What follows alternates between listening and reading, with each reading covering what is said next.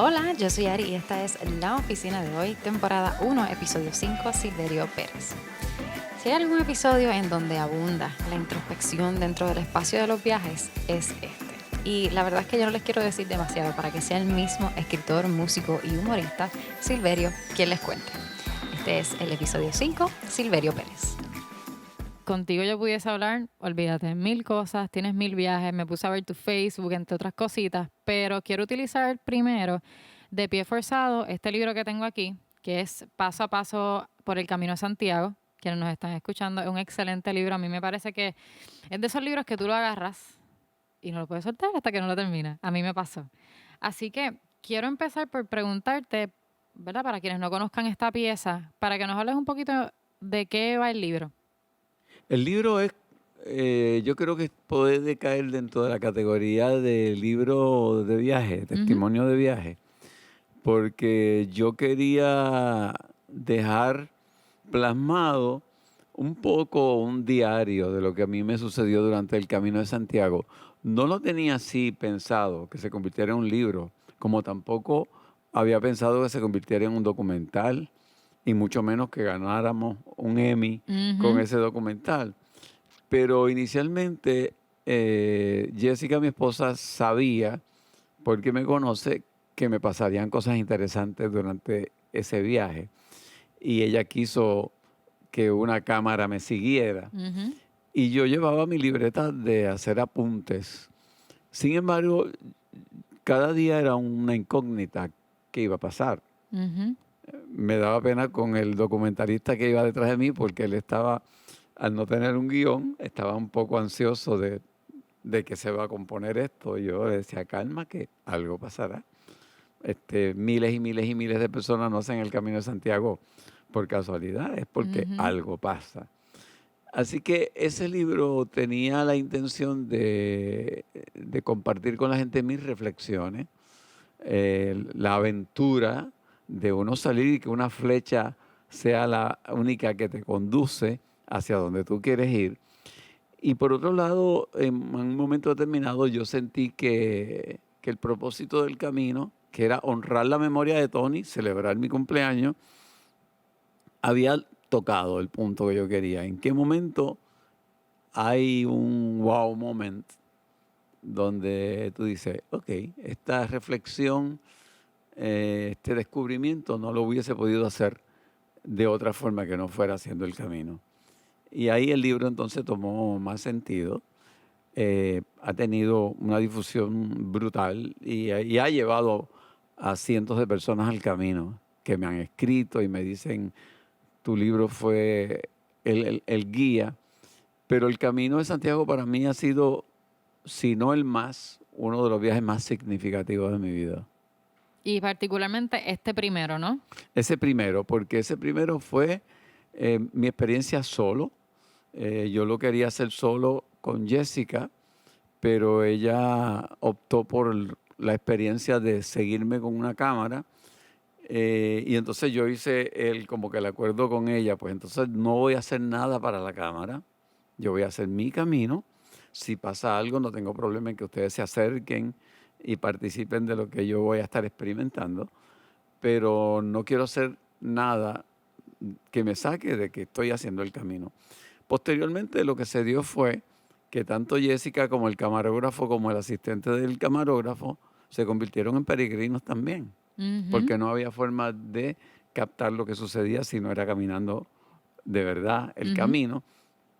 Y ya de pronto éramos 4 peregrinos haciendo el camino y lloramos y nos abrazamos y celebramos cuando llegamos a Santiago y se convirtió en otra cosa. Y yo creo que eso se transmitió de alguna forma a través de la cámara, y alguien que estuvo en el jurado de los Emmy me dijo que la sencillez y la verdad que se transmitió a través del documental, que en cierta forma se transmite a través del libro, pues fue lo que hizo que optaran por un documental que apenas contó como con 30 o 40 mil dólares de Ujú. presupuesto versus documentales que tenían millones de dólares en Sí, inversión. porque ahí hay una parte que tú hablas mucho de lo que uno hace de corazón y es como se nota, se transmite a través del libro, a Eso través es, del documental. eso es.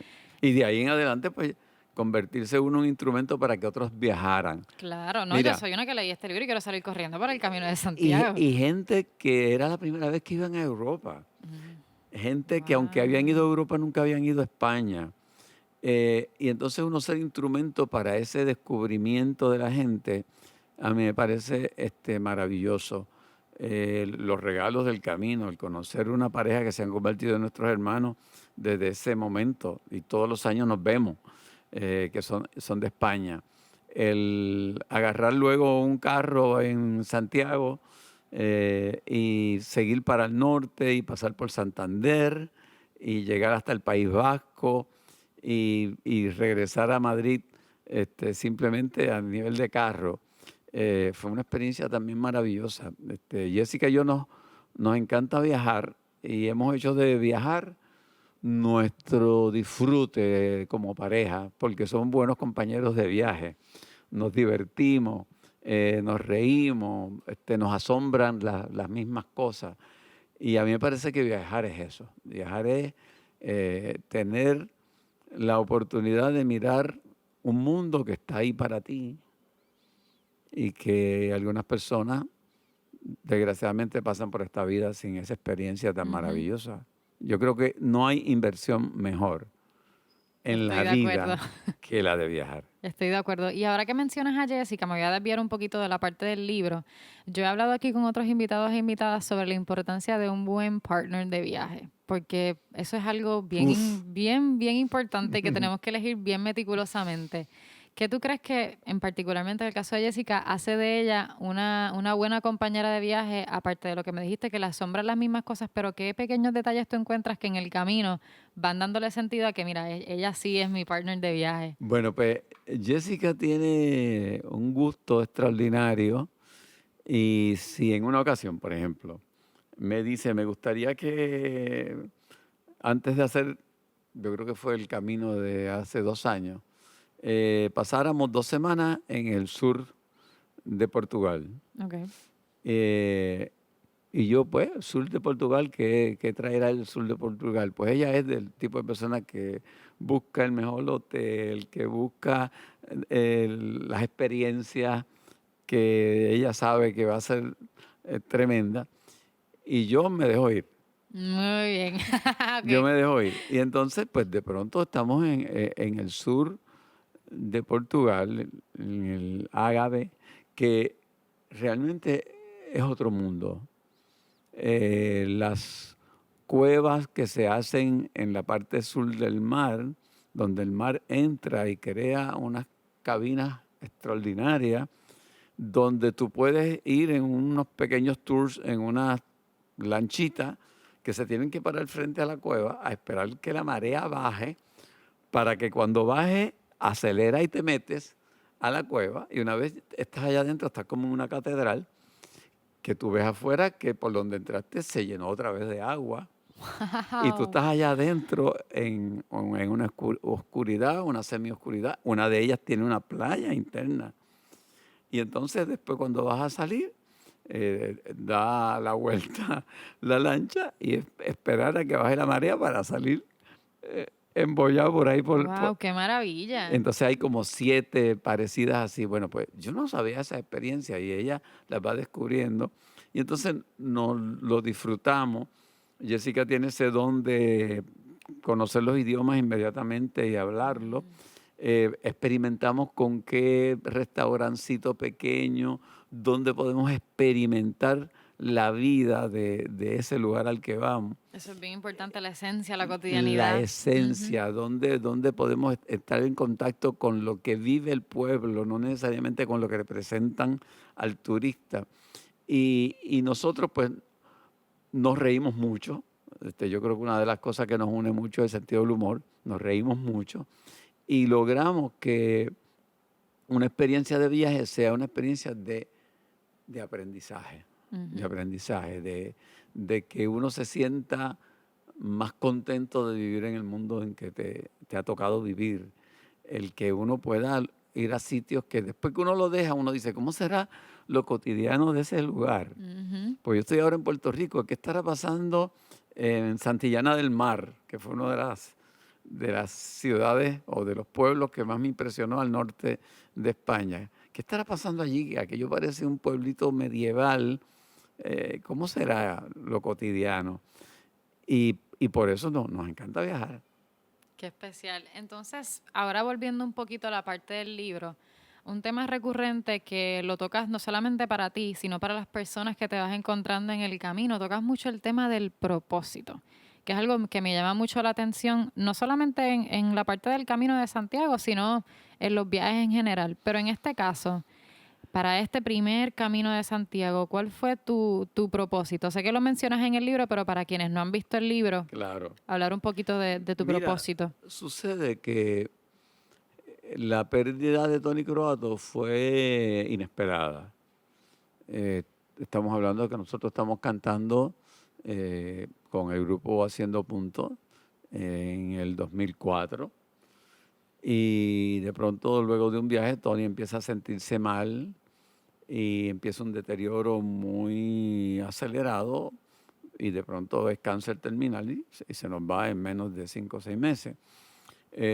Nosotros habíamos planificado un concierto para atender su preocupación mayor, que era resolver unos problemas económicos de la familia. Okay.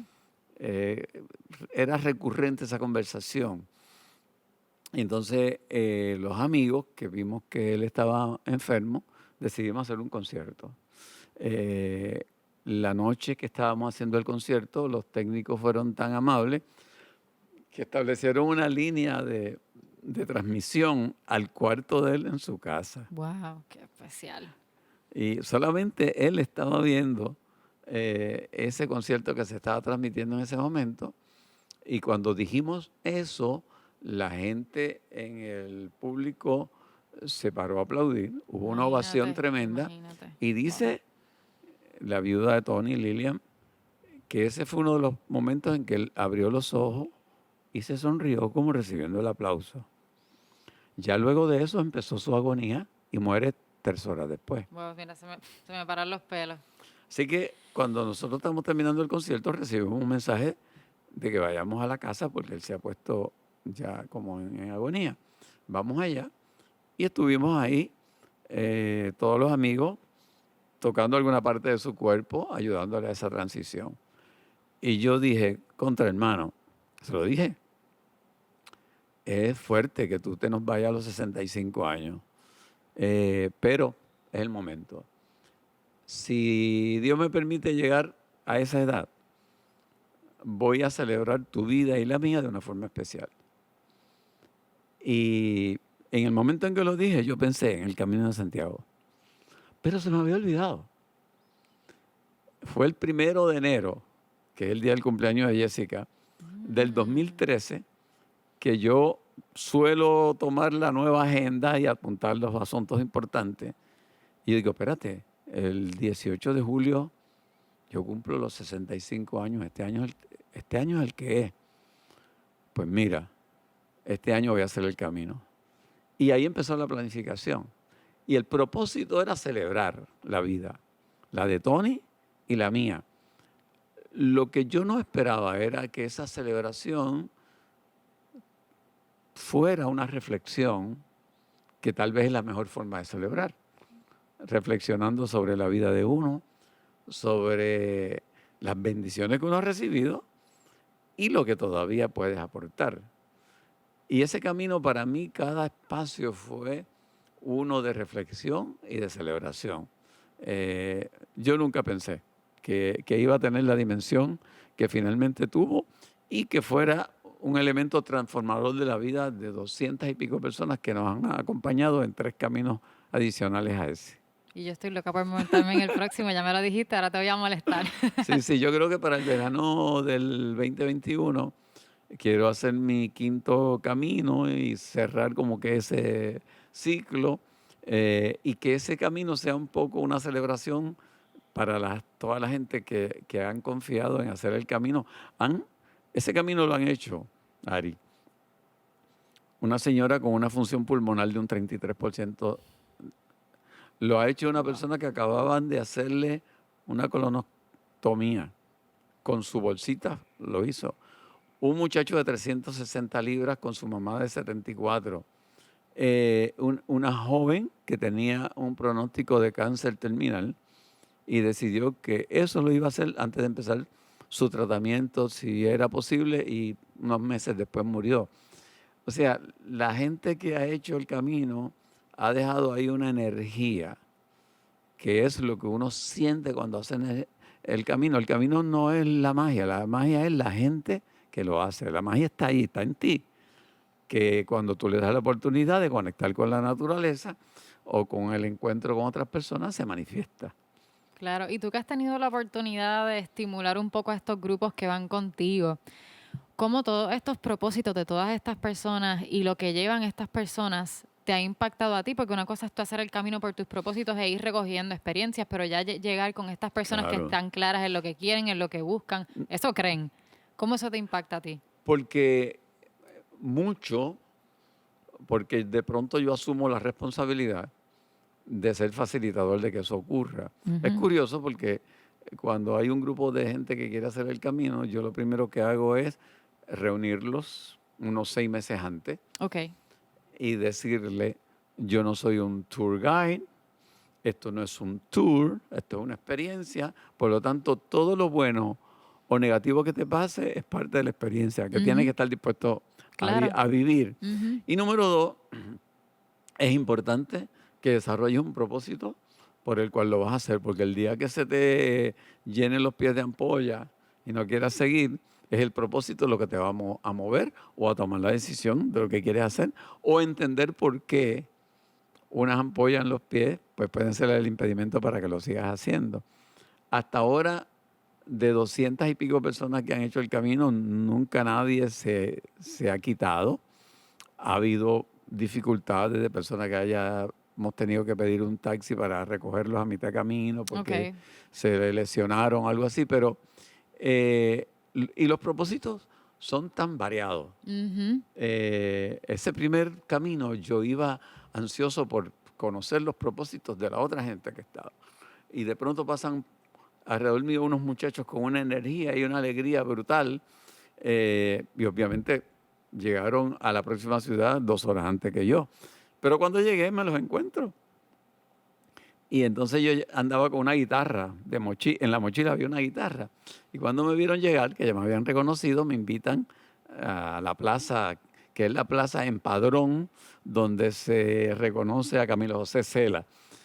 Y me siento allí con ellos y les pregunto que cuál era el propósito de hacerlo. Y en el documental sale alguna de las cosas que dijeron los muchachos. Es increíble, cada uno decía algo totalmente distinto que los unía. Uno de ellos, porque su equipo de fútbol no había descendido a la Liga B Para que tú veas que y, cada quien. y él había ofrecido eso. Ujú. Mientras que otro muchacho joven decía que él era muy practicante católico, pero sentía que se había convertido en una rutina su práctica y quería ver en qué forma el camino le daba algún mensaje distinto. Así que los propósitos de la gente son diversos, pero es la gasolina que te hace hacer el camino. Como lo es también cualquier viaje. Uno no hace cualquier viaje simplemente porque voy a salir. Cuando Jessica y yo fuimos a, a Estambul, que para mí es una de las ciudades que más me han impresionado, simplemente fuimos porque ella quería ver una fábrica donde podía hacer las medias de su nueva empresa. Ok. Lo que no sabíamos es que se iba a convertir en una experiencia única de tú estar en lo que fue Constantinopla, donde fue inicio de civilizaciones tan importantes, y tú tener allí eh, a la misma vez una Turquía moderna y una Turquía histórica conviviendo en cada esquina de cada calle que tú caminas. Me llamó la atención los gatos que poblan la ciudad como un elemento importantísimo.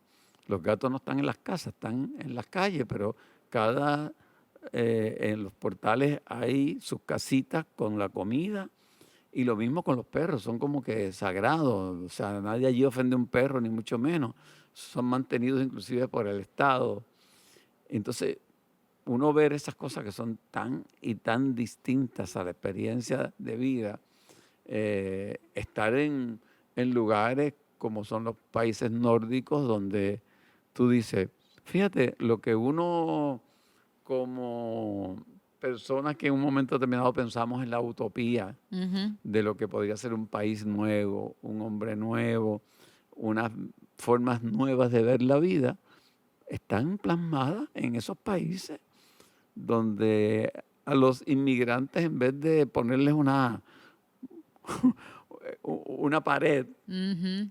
le da un sueldo básico para que puedan integrarse a la ciudad, al país donde llegan, Muy distinto. donde la educación está garantizada para el que quiere estudiar, la salud.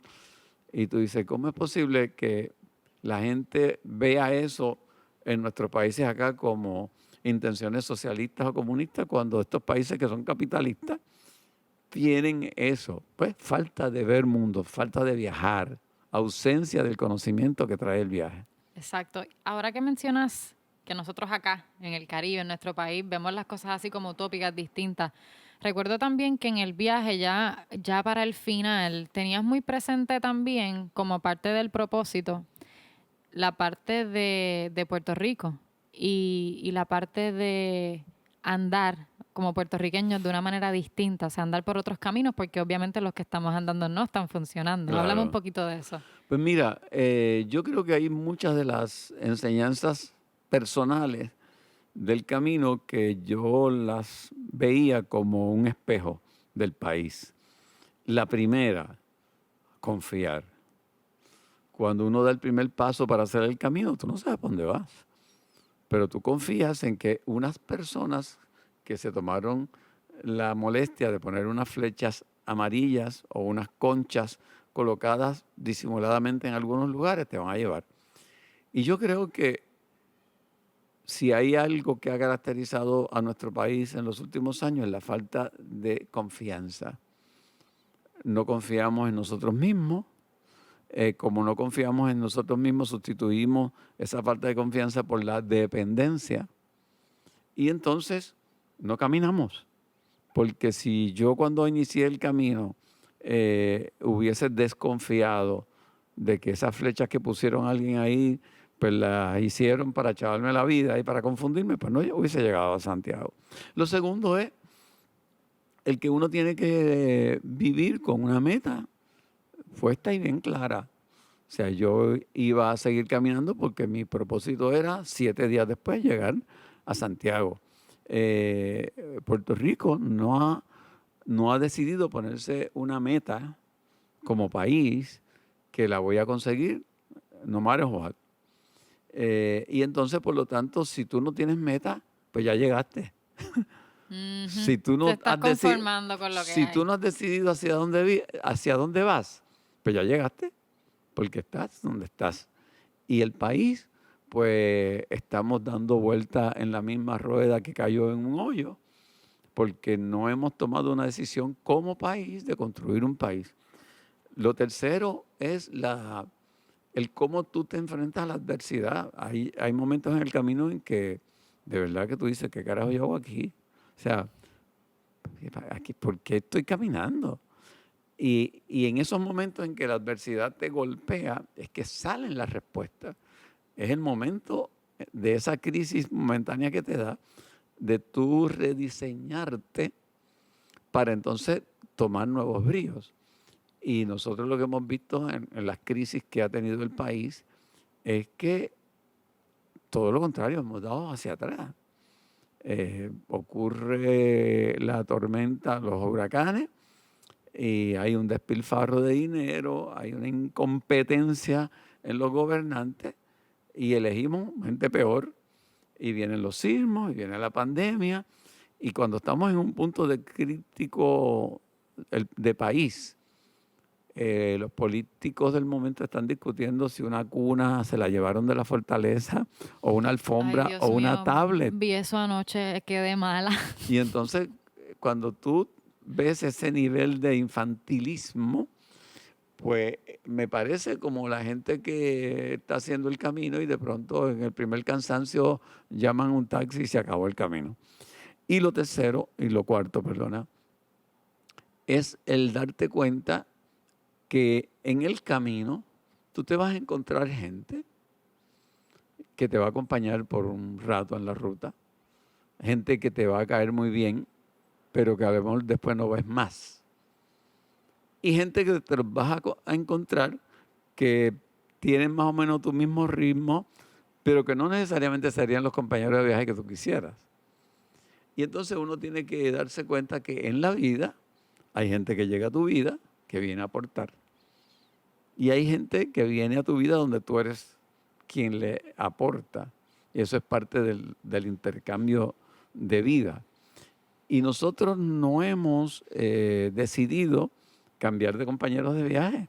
Desde 1968 el país vive en el bipartidismo, donde ha habido un deterioro. Tú ves el liderato que había en 1968, 1972, y aunque difieras de su postura, eran unas personas con un nivel de una honorabilidad muy distinto a lo que tú ves ahora. Definitivamente. No hemos cambiado de compañeros de viaje. Y finalmente, el punto quinto que a mí me parece importante es experimentar el logro de la meta, experimentar el que llegaste y que saber que en el momento en que llegas se crea un vacío enorme porque ya lo lograste. Y entonces ahí te das cuenta que lo importante era el camino, no era la meta. Que el llegar es simplemente la culminación del camino. Si no te disfrutaste del camino, la meta no va a tener ningún sentido. Pero la aportación a tu autoestima que hace el lograr una meta es impresionante. Es como si depositaras en esa cuenta de autoestima una cantidad increíble de recursos porque llegaste. Esos últimos pasos antes de, cuando tus tenis que están acostumbradas a la gravilla o a la brea del camino, empiezas a sentir la irregularidad de los adoquines del centro de Santiago, tú te das cuenta que estás a pasos, a cuadras de llegar a tu meta. Y de pronto levantas la vista y ves que hay otros peregrinos que por diversas calles están en la misma dirección a la que tú vas, vienen posiblemente de caminos distintos, porque hay como 20 caminos distintos que se pueden hacer para hacer el Camino de Santiago, pero hay una misma energía, hay una misma emoción. Y de pronto, cuando converge todo el mundo en la Plaza Obradoiro frente a la Catedral de Santiago de Compostela, las emociones es una emoción. Logramos la meta, qué chévere, abrazo, la gente celebra de forma distinta, pero hay un solo sentimiento, logramos la meta. Yo lo más cercano que he visto a Puerto Rico de tener esa llegada a la catedral fue el verano pasado. Y la salida de la Marina cuando finalmente se logró. Puerto Rico tiene que aprender a ganar. Puerto Rico lo tenemos que enseñar a que puede tener logros colectivos, porque este es un país que depende de los logros individuales. Demasiado. De los deportistas, de los artistas, y nos da orgullo esos logros porque a una colonia no se le enseña a ganar, porque el único gran triunfo de una colonia sería el dejar de serlo. Y entonces, me parece que esas dos experiencias, la salida de la Marina y el logro de la salida de un gobernante, son experiencias altamente descolonizadoras. La descolonización no se da como un proceso político. La descolonización más que nada es un proceso psicológico que culmina con un proceso político, pero es psicológico. Y a mí me parece que el proceso psicológico de descolonización que se dio en el verano del 19 es realmente inmenso. Pero son procesos que, como cualquier cosa psicológica, hay que darle seguimiento. Y hay que ver qué efecto tuvo. Pero uno no vuelve atrás. Esa experiencia psicológica queda. Y a mí me parece que yo, al experimentar la experiencia que fue llegar y lograr la meta, yo me dije a mí mismo en ese momento, esto yo lo quiero volver a hacer, quiero compartir esta experiencia con otras personas porque solamente haciéndolo se puede experimentar. cómo solamente estando en la calle se pudo experimentar en Puerto Rico el que el país era capaz de sacar pacíficamente, pero militante e intensamente a un gobernante que le falló. Y me parece que todo ese paralelismo entre el camino y el país, para mí ha sido importante porque pienso en el país constantemente, Lo tienes bien presente bien presente. O todo el sea, tiempo. todo lo que hago pues tiene que ver con, caramba, que tenga significado mi presencia en este periodo de tiempo en mi isla para que haya hecho alguna aportación cuando ya no esté. Créeme que ya esa parte la tienes cuadrada. Entonces, hablando de paralelos, me llama mucho la atención la parte de la mochila, la parte de la carga, de la ligereza. En tu mochila, aparte de pues, llevar los esenciales, tenías contigo una guitarra. Eso me llamó mucho la atención porque casi creo que era como un refugio en momentos en donde eso mismo te preguntabas, ¿qué carajo yo estoy haciendo aquí? Me duele todo, no quiero seguir. Entonces te refugiabas en la guitarra. ¿Cómo, no solamente en el camino, pero cómo el arte tú crees que te ha llevado a regresar a ti en esos momentos en donde tú dices, ¿qué yo estoy haciendo? Sí, era como mi ancla. Es interesante porque cuando yo decido hacer el camino, y Jessica dice, te van a pasar cosas que queremos, de cierta forma, grabar. Yo digo, caramba, qué chévere sería llevarse una guitarra, pero una guitarra. Pero estamos en los tiempos del internet donde uno pone backpack guitar. Y de pronto aparecen un montón de opciones, entre ellas una de la casa Martin, que son los que Ujú. tradicionalmente hacen las mejores guitarras, y te hacían una guitarra de backpack de acuerdo al tamaño que tú dijeras, y yo mandé a pedir la mía y me llegó 2 días antes de yo salir para el camino, Casi, que por casi. poco no. Pero yo sabía, porque me paso haciendo décimas, me paso haciendo copla, que iba a haber momentos en el camino en que hacer una copla y acompañarme y sentirle en la guitarra iba a ser un enraizamiento de lo que soy yo. Y por eso fue importante la guitarra más que otras cosas. En el segundo viaje, que fueron 58 personas, en un momento llego a un punto del camino donde veo que hay una señora que se ha tenido que detener porque se fastidió la rodilla, los otros peregrinos la están ayudando, ella era del grupo de nosotros, y ya faltaba poco para llegar a la ciudad. Y yo le dije, no te preocupes que yo me llevo tu mochila, comparto tu carga para que tú puedas llegar. Pues cuando me voy a echar la mochila al hombro, veo que pesaba, pero un montón. Y yo le digo, ¿qué rayo tú llevas aquí? Este, y abrimos la mochila. Tenía un blower, Ay, no, no puede ser. aun cuando las maletas se las llevaba un mochilero de hotel a hotel. Sí, sí, ella tenía que prioridades. Pero también ella, escritora, llevaba unos libros que por ser impreso en Puerto Rico, el papel tenía un peso un poco mayor que cuando tú lo imprimes en otros lugares. Ah, mira. Tenía como 3 libros que pasaban como 12 libras. O sea, se supone que la mochila no sea un peso de mayor de una décima parte de tu peso, ¿verdad? Ujú. Y entonces, mira, vamos a distribuir todo lo que tiene esta mujer aquí y para la próxima No no puede puede traer. ser. Bueno, pero de pronto eso a mí me hizo reflexionar, que uno anda en la vida con una mochila bien cargada.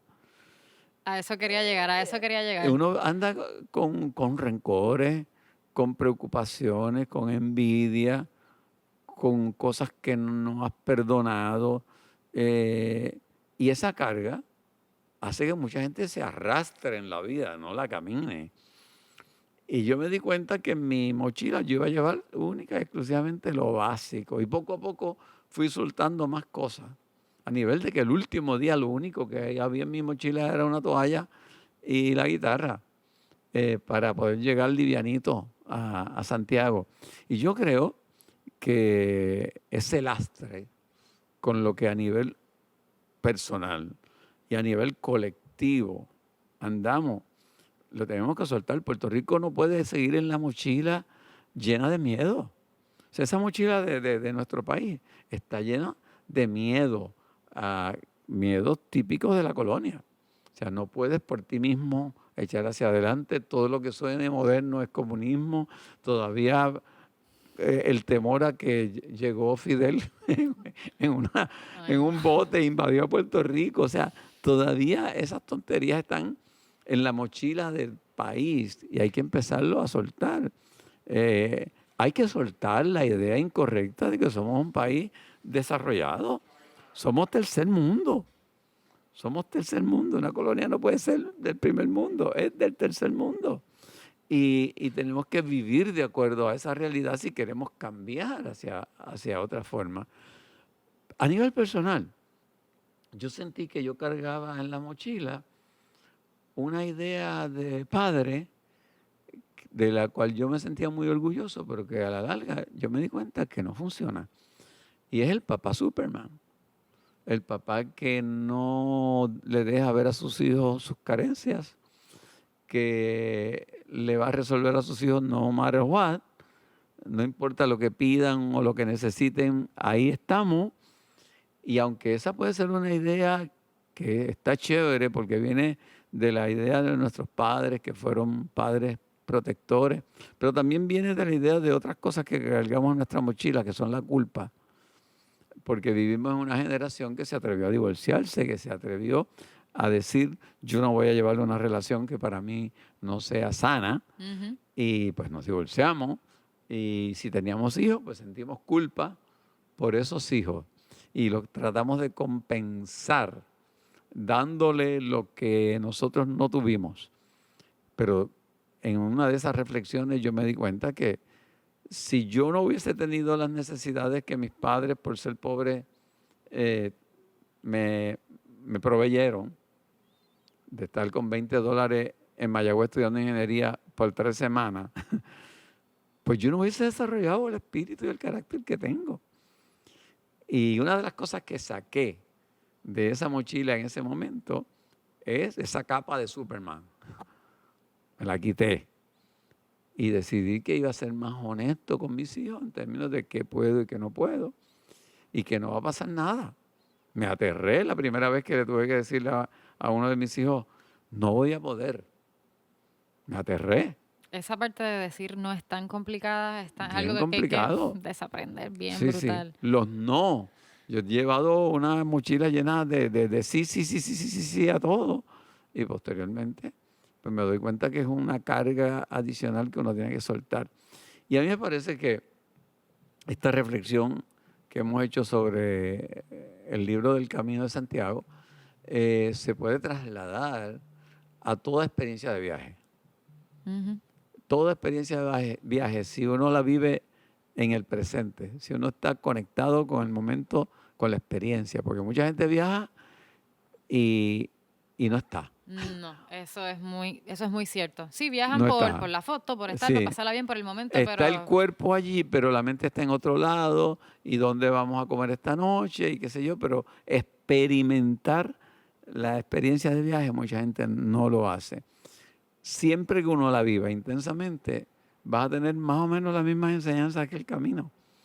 La tolerancia a entender una cultura diferente, el darse cuenta que la gente llegó a esos niveles a través de un proceso histórico que hay que respetar y que hay que entender. Y creo que el viajar no es otra cosa que caminar en nuestro interior también. ujú. Conectar con las otras personas que están haciendo su camino de la vida desde otro escenario. Ujú. Y Silverio, ¿qué tú tienes ahora mismo en tu mochila que te hace feliz, que te hace estar más tranquilo?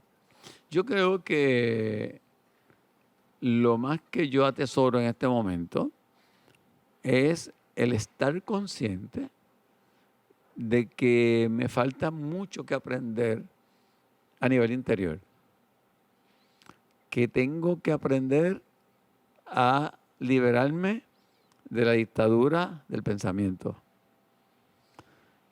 que he estado acostumbrado a que la mente rige todo lo que yo hago y que eso puede haber funcionado para muchas cosas, pero llega un momento en la vida en que tienes que empezar a entender que sobre la mente está tu ser Ujú.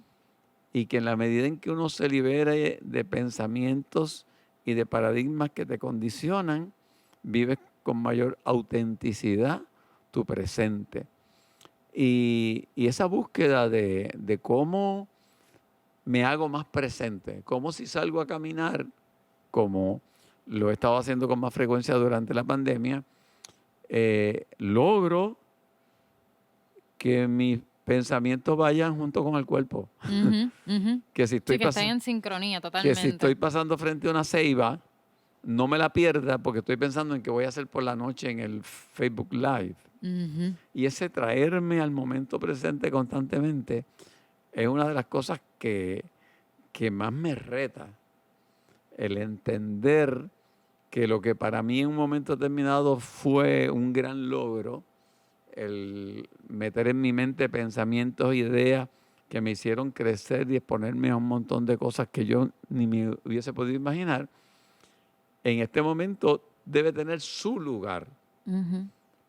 y no ser el centro de mando que controla lo que yo hago y lo que yo siento.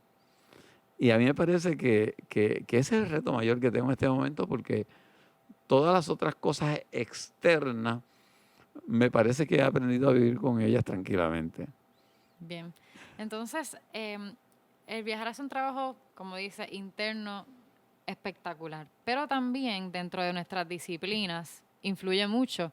He tenido aquí distintos artistas de distintas disciplinas que me hablan de cómo el viajar los estimulan, porque es una fuente de inspiración que no termina. Entonces, para ti, tú tienes distintas expresiones artísticas, ¿cómo los viajes te dan como esa ricura dentro de lo que tú haces? Yo creo que una de las cosas que he aprendido al viajar es a tener como que una mayor apertura, a entender que la gente es diferente, viene de experiencias diferentes y que quién soy yo para juzgar desde Puerto Rico el cómo o en Venezuela o en Cuba o en Finlandia o en Suecia conducen su vida. Ujú. A lo más que yo puedo acercarme es a tratar de entender.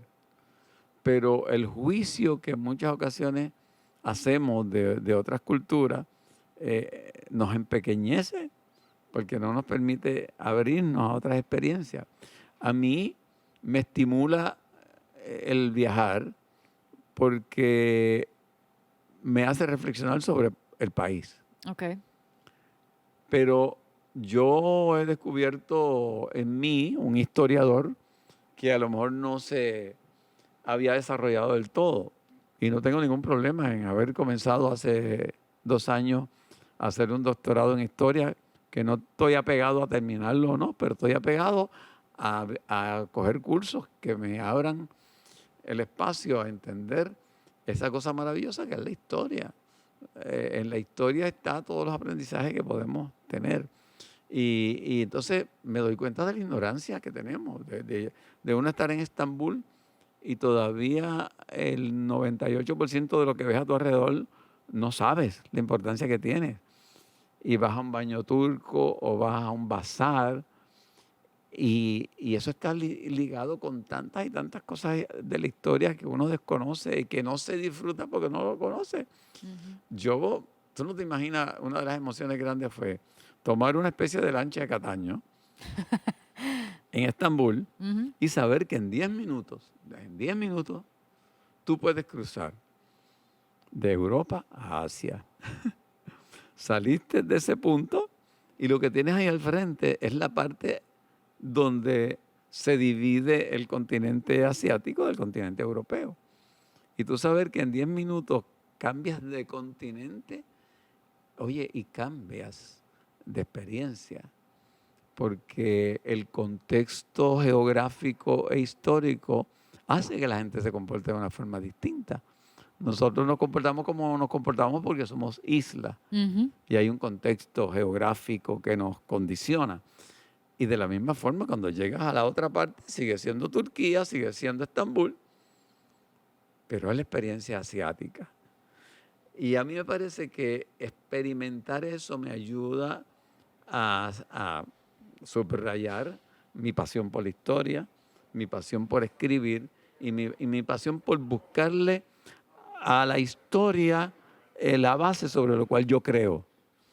Eh, si no tienes la novela Un espejo en la selva, me gustaría regalártela porque sé que te la vas a disfrutar, Buenísimo, porque es mi sí. primer experimento en la literatura, Ujú. fue mi tesis de maestría y se convirtió en una novela que ha tenido pues un reconocimiento internacional, siendo mi primera novela, pero la base de la novela es la historia. La historia reciente, lo que está pasando con la guerrilla en Colombia, lo que pasó con una muchacha secuestrada en Puerto Rico por un grupo guerrillero, la actualidad política que está reflejada ahí. Yo tengo pasión de historia y si a ti te gusta la historia, pues viajar es imprescindible. Claro, estás literalmente viviendo dentro de un libro de historia. Claro, Eso es lo exacto. más Eso es lo más increíble. brutal. O sea, vete a Florencia y de pronto tú entraste en un libro de Renacimiento. Y están los Medici y está todo lo que se creó en el Renacimiento. Está en las calles de Florencia. Y la gente no se puede perder esa experiencia. No importa lo que sea, no importa lo que cueste. No, y hablando de lo que cueste, qué bueno que tocas ese tema. Yo creo que hay una excusa bien recurrente al momento de la gente viajar. No Y es tengo la parte... tiempo, no tengo tiempo ni chavo. Gracias, esa, los chavos. Al principio de este libro, tú tocas algo bien importante que me pareció súper interesante y es el hecho de que en el momento que tú tomas la decisión de hacer el Camino de Santiago, tú Estás en mi peor estabas momento económico. en el peor momento económico, pero tú dices, no importa, lo voy a hacer como quiera, ya buscaré la forma de hacerlo. Además de que yo siempre he visto que hay cosas que tú no las puedes ver como un gasto, son una inversión. Gracias, eso mismo. Yo en el momento en que yo estaba pasando, bueno, imagínense, el mismo día que yo salgo por el camino, yo tenía una vista en la Corte de Quiebra, el mismo día. Y ustedes Era que me están escuchando, es con excusa porque no tengo chavos para viajar. Es que No, hay que no, ponerlo como prioridad y ya. yo lo puse como que era una inversión en mi vida. Miren, lo que usted saca, miren si pueden hacer la imagen, lo que usted saca de un bolsillo y lo pone en su cabeza, en su mente, va a producir cosas que van a salir de su mente para llegar a su bolsillo. Wow, me acabas de volar la cabeza. Lo que usted saque de dinero para invertir en su conocimiento, en su disfrute, en lo que sea, va a producirle cosas que a su vez van a convertirse en abundancia. Pero si usted no mueve esa energía, porque el dinero es una energía, el papel es una ilusión, Ujú. el dinero es una energía. Si usted no aprende a mover esa energía, no va a disfrutar de los beneficios de la energía. Cuando Jessica y yo empezamos a hacer el Facebook Live, nos preguntábamos, nuestro trabajo es con la gente afuera. ¿Qué yo voy a hacer, decía ella, si no puedo vender mis medias? ¿Qué vamos a hacer si tú no vas a poder dar charla? ¿Qué vamos a hacer si tú no puedes hacer shows? Todo está allá afuera y el encierro es el detener la actividad económica nuestra. Ujú. Pues entonces, en esos momentos es que tú tienes que decidir invertir. Hay veces que es dinero, hay veces que es tiempo. Por eso decía tiempo y dinero, Ujú. porque hay una interrelación entre tiempo y dinero. Mucha gente la excusa es no tengo tiempo. ¿Cómo que no tienes tiempo? Si son las mismas 24 horas para todo el mundo, es cómo yo manejo mi tiempo. Y entonces yo le decía a Jessica, no pensemos en qué va a pasar mañana. Vamos a pensar qué va a pasar hoy, qué vamos a compartir con la gente. Vamos a sembrar, que a la larga eso que estamos sembrando nos va a dar resultados. Yo te puedo decir sin que a lo mejor lo haya analizado, pero tengo el feeling de que es así, que estos pasados 4 meses han sido mejores económicamente que cualquier otros 4 meses de este mismo periodo de tiempo en un año? Pues ¿por qué? Porque estuvimos 2 meses sembrando. Y de pronto la gente que se enamoró de nuestro podcast empezó a preguntar por las medias. La gente empezó a preguntar por los libros. La gente empezó a preguntar si esto que vivíamos se le podía dar a una charla a una gente en una compañía. Y de pronto trasladamos a lo que estábamos haciendo esa actividad que nosotros íbamos a echar de menos, que estaba allá afuera, la pudimos hacer desde la casa. ¿Pero por qué? Porque invertimos en tiempo y en esfuerzo, confiando en que esa inversión a la larga te regresa. Eso que acabas de decir me conecta con esta cita que quería repasar contigo. Que aparte de todo lo que acabas de mencionar, pienso que viene también mucho de la parte de hacer las cosas de corazón, hacer las cosas con toda la esencia, con toda la apertura, con toda la vulnerabilidad. Entonces voy a leer acá, esto es en la página 115, que dice, el camino, hablando del Camino de Santiago, el camino nos seguía regalando pruebas de sincronismo que ocurre cuando se hacen las cosas de corazón. Esa línea a mí me tocó mucho porque yo creo que hay algo que nos detiene frecuentemente, que es el miedo. Uh-huh. Y yo creo que cuando uno deja los miedos a un lado y hace esto, hace las cosas de corazón, el feedback que uno recibe es impresionante. Y por ejemplo, lo que estábamos hablando antes de comenzar la conversación, la parte de ustedes de hacer estos Facebook Live como manera terapéutica casi en medio de la pandemia. A mí me pasa también con este espacio que yo he creado, este podcast, que no es más que sentarme con gente que admiro, que puedo pasar horas hablando de viajes, algo que me gusta, pero lo he hecho súper coloquialmente, como a mí me ha gustado, teniendo potestad creativa de todo, y la reacción que he tenido en un tiempo tan corto es tan grande. Entonces a mí esa parte de ese descubrimiento particular del camino. Sincronismo. Olvídate. Mira, se captó el momento en cámara cuando yo estoy extenuado ese primer día, porque el camino pasaba por un centro industrial, como si fueran las fábricas en Cataño, de 5 kilómetros, que lo que tiene son fábricas a ambos lados, y no era nada lindo el camino en ese pedazo. Y cuando llegamos a un andén que cruza una carretera, yo me tiro allí en el andén ese como que a descansar. Y de pronto veo una pareja con un joven que pasan y gritan con mucha energía, "Buen camino", que es el saludo. Y a mí esa energía como que me tocó. Y yo me paré y seguimos detrás de ellos, y ya cuando bajamos del andén hacia el otro lado de la carretera coincidimos. Es increíble porque Pedrito Muñiz López, que era el camarógrafo en ese momento, está grabando. Y ella dice, ¿de dónde vienes? Vienen de Puerto Rico. Ah, de Puerto Rico, wow, eso es ahí al lado, irónicamente. ¿Y ustedes de dónde son? Bueno, de España, yo soy de Murcia, él es de Madrid. Y ahí empezamos a hablar. Y un momento de sincronismo. Esa gente se convirtieron en nuestros hermanos. No ha pasado desde el 2013 un año en que no nos veamos, en que despidamos el año juntos, el que estemos en constante comunicación. A ella la acaban de nombrar ahora, en cierta forma, cónsul en Perú. Ya estamos planificando para irlos a ver. Vinieron a Puerto Rico 6 meses después de conocernos. Y de pronto nos dimos cuenta que la sincronicidad de tú estar en contacto con tu energía. En ese momento yo sentí que había un llamado energético de esa pareja que pasó por ahí. Y era así. Teníamos unas almas gemelas que el camino nos había regalado. Y tú no te imaginas las experiencias que hemos vivido con ellos. Mira, hemos sabido encontrarnos en Bogotá para despedir el año. Hemos sabido encontrarnos en Copenhague, en Madrid, venir a Puerto Rico, nosotros ir a su casa. Y eso fue el camino. Eso es sincronicidad. La sincronicidad se da cuando tú partes del amor. Lo contrario del amor no es el odio, es el miedo. El odio es una forma corrupta de amor. lo que realmente es lo contrario al amor es el miedo, que es lo que te impide hacer todas las cosas maravillosas que uno hace por amor.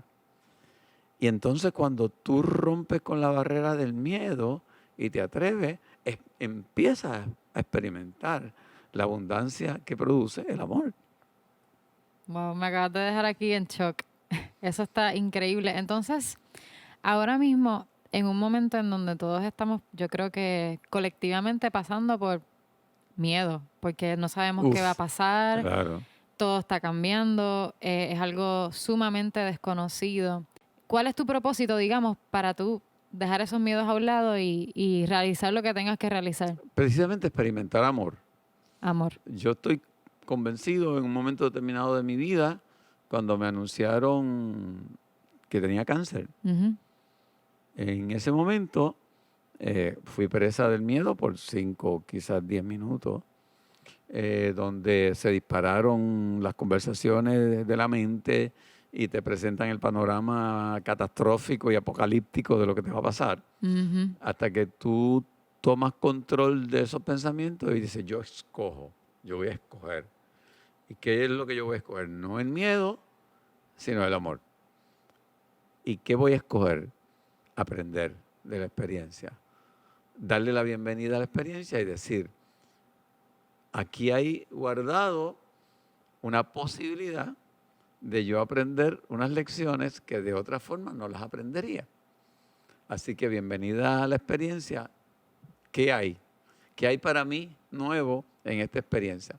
Yo creo que es lo que tenemos que hacer en este momento. Desapegarnos de la vieja personalidad, desapegarnos de la experiencia pasada y darle la bienvenida a un mundo nuevo, con entusiasmo. Algo nuevo, claro, va a depender de nosotros. El que vive en el pasado, añorando lo que fue y ya no es, no va a tener la oportunidad de ver lo que es y lo que puede ser. Y yo creo que es el momento de abrazar esa nueva posibilidad. La zona cómoda es donde nos gusta estar, porque es donde sabemos lo que conocemos y sabemos lo que no conocemos. Pero el éxito siempre va a estar en la zona incómoda, donde realmente todavía no sabemos lo que sabemos y todavía no sabemos lo que no sabemos. Y atreverse a experimentar eso realmente es abrir las posibilidades. Y yo creo que los que nos escuchen, ahí está la posibilidad, en abrazar el momento presente, que yo como creador puedo hacer algo distinto. Tú no te puedes imaginar la satisfacción de nosotros de haber hecho ese concierto para los padres, en medio de todo esto, de ser los primeros que hiciéramos algo desde Bellas Artes, de inventarlo con teléfonos, con los recursos, y de pronto el efecto es abrazar esa posibilidad, sin apegarse demasiado a lo que conocemos. Ujú. Porque en la medida en que nos apegamos, vamos a tratar de reproducir lo que conocemos. Vamos a ver qué nos dice la nueva experiencia, cuál es el mensaje, vamos a estar abiertos a ese mensaje, a ver cómo lo podemos hacer. Quería decir algo de sincronismo. Ese libro yo lo escribo inmediatamente después de haber hecho el camino, en 2014. Se agotó, o yo creía que se había agotado, porque esto fue un experimento donde un futuro peregrino dijo, ese libro hay que sacarlo, yo le mandé el manuscrito, yo no tenía el dinero, y él dijo, yo voy a poner el dinero para hacerlo. Y así salió el Y libro. salió el libro. Y entonces, él es comerciante y había una oferta para hacer una cantidad de libros donde salía mucho más económico. Pues, ok, chévere. Pues lo hicimos. Y el libro salió y fue un éxito, etcétera. Pasaron los años y la novela me abrió la posibilidad de hacer negocios con Planeta, que son los que publican, reeditan ese libro Ujú. y reeditan el libro Domesticando tu dinosaurio y la novela. Bueno, pues ya terminó mi relación con Planeta y ahora, recientemente, dedico uno de los Facebook Live a lo del camino. y comparto con la gente la experiencia. Y la gente empieza, ¿cómo consigo el libro del camino? Y mucha gente no conoce la experiencia de comprar por Amazon, lo que sea. Y de Ya. pronto este amigo me dice, mira, yo tengo cientos de libros en una caja en mi almacén. Ah, o sea, tenía de los libros El originales. original, el que tiene una caricatura en Wow. la carátula del camino, el que tiene fotos. Me encanta porque la caricatura de la portada es una obra de arte. De hecho, ganó mejor portada en el International Latino Book Award en Los Ángeles Wow. en ese año. Pues de pronto, esa sincronicidad. Hay libros. Y de pronto un montón de gente ha tenido acceso a ese libro del camino, el libro original que hay todavía Ujú. disponible. Y entonces a mí me pasan constantemente cosas así que te dejan saber que en la medida en que tú permites vibrar con lo que está pasando en la vida, en la medida en que tú permites que el miedo no sea tu principal impedimento. Anoche yo, te lo confieso, anoche yo tuve una batalla con el miedo. Por algo que me sucedió hace un año, eh, tuve en mi vida un ataque de pánico, que yo no sabía de dónde salió ni por Ujú. qué. Y posteriormente a eso tuve episodios de no poder dormir y de usar algunos medicamentos que me ayudaran a dormir. Y tomé la decisión de que en algún momento iba a vencer el miedo a no poderme quedar dormido. Y anoche tuve una de esas batallas y me di cuenta que en la medida en que uno fluye con el momento y no peleas, ok, no me puedo dormir, pues mira, me voy a ir a la biblioteca, voy a leer un poco, luego después voy a hacer una meditación guiada y regreso a la cama. Eh, ven- Fluir, eso no es fácil, eso es bien No es difícil, fácil para nada. eso es bien difícil, eso es un reto brutal. Y yo sentí anoche que precisamente de lo que estaba leyendo decía, hay que mirar la vida como si fuera, como si tú estuvieses en el mar y hay unas olas que suben y te permite ver la ciudad que está cerca, pero de pronto la ola baja y estás y lo único que te ves rodeado es de agua. Ujú. Si no entiendes que la vida es así, te vas a desesperar cuando estás abajo de la ola y no vas a experimentar lo próximo que es subir. Y en ese momento me tocó leer algo como eso. Y decía, ok, pues mira, estoy experimentando un waving más de la vida donde lo tengo que coger con tranquilidad. Este, lo que te quiero decir es que aunque uno haya aprendido lo que haya aprendido, todos los días hay un reto para uno crecer y el miedo siempre va a estar pendiente. El miedo está ahí. El miedo está ahí. En la medida en que uno no decida que eso es algo que voy a ir sacando de mi vida, uno no va a experimentar otras cosas. Y hablando de experimentar otras cosas, ¿a dónde quiere ir Silverio cuando se pueda y cuando sea prudente viajar otra vez? Bueno, inicialmente quiero ir a Minnesota, parece raro, pero sí. Qué curiosa que te llaman Minnesota. Mi nieto, Ah, ahí está. Lucas, que está precioso. Si tú supieras que anoche una de las cosas que me ayudó fue una imagen de Lucas que me manda Andrea, donde ella está constantemente enseñándole, tiene 14 meses o 16 Ay, meses es o algo una así. cosita. Y entonces eh, él le está señalando así a la nevera. Y Andrea le dice, ¿qué tú quieres, Lucas? Y él le dice leche, ¿verdad? ¿Y dónde está la leche? Y él se vira, le sonríe y le dice, aquí. Esa imagen del aquí, ahora, a mí me ayudó. Hay cosas tan sencillas como esa. como una imagen agradable que te hace sonreír y que te recuerda que el aquí es el importante. Los niños nos dan una demostración de lo que es vivir el presente y el aquí y el ahora. Sí, es como todo lo que nos está dando el universo de información. Todo está ahí. Absorberlo y realmente canalizarlo y aplicarlo a lo que nos está pasando, porque las contestaciones, como dice, están ahí. Mira, un último elemento de sincronismo. Yo llego a Barcelona y veo en un sitio el anuncio de que René se presentaba esa Claro. noche.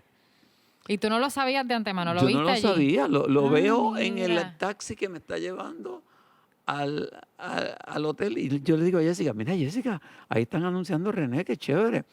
Pero de pronto cuando pasamos por otro sitio donde estaba el anuncio, decía que era hoy, Wow. en ese hoy. Y yo inmediatamente le escribo, le mando un mensaje con la esperanza de que él lo viera. Y entonces y le pregunto, quiero comprar el boleto, ¿a quién produce, qué sé yo? Y me dice, no se te ocurra comprar el boleto, ahorita te va a llamar. Y no solamente eso pasó, que esa noche nosotros fuimos a ver el concierto, sino, y fue o sea, yo no pude haber visto un concierto de René, mejor sitio que ese sitio. No, ese sitio está espectacular. No. De hecho, esa fue la noche en que nosotros nos conocimos también, Claro. Silverio. Nada es casualidad. Claro. No solamente eso, sino que nosotros cosa. fuimos a buscar los boletos. Ujú. Y cuando estamos saliendo, llega un carro donde se bajan dos de los músicos que van a hacer el soundcheck. Y yo me doy cuenta que uno de ellos es Dani, que él está hablando con alguien ahí, y Jessica y yo nos acercamos y le decimos, oiga, por casualidad, usted es el del tripandero. Y él se vira y él se emocionó tanto y me dice, hoy yo estaba pensando en ti Ay, no, mira. porque estoy pasando por una situación donde necesitaba conversar contigo. Y entramos al lugar y nos sentamos y estuvimos 2 horas hablando de algo que para él era emocionalmente importante, que quería compartir conmigo. Ujú.